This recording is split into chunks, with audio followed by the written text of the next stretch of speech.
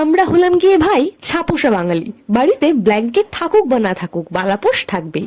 Christmas party attend করি বা না করি, পৌষ মেলায় কিন্তু যাওয়া যায়। ট্রাম গাড়ির মতন পৌষ মেলাও প্রায় বিলুপ্ত হয়ে যাওয়ার আগে চলুন চটপট করে নৈহাটি উৎসব 2024 ভালো করে ঘুরে নেওয়া যাক। মেলায় ঢোকার শুরুতেই বাঁ হাতে বেলুন ফাটানোর দোকান থেকে শুরু করে ডান হাতে খাবারের নানান রকম স্টলকে উপেক্ষা করে কিন্তু একদম সামনের দিকে চলে গেছি, বড় করে যেখানে গেটে লেখা রয়েছে নৈহাটি উৎসব 2024, আর ঠিক তার বাদিকে রয়েছে শিশু মেলা। কিন্তু এই গেট দিয়ে ঢুকতে না ঢুকতেই আপনি দেখতে পাবেন নানান রকম গেট। একদিকে রয়েছে শিল্প মেলা, একদিকে রয়েছে সাংস্কৃতিক মঞ্চ, অন্যদিকে রয়েছে বই মেলা এবং ঠিক ডান হাতে রয়েছে সবলা মেলার গেট।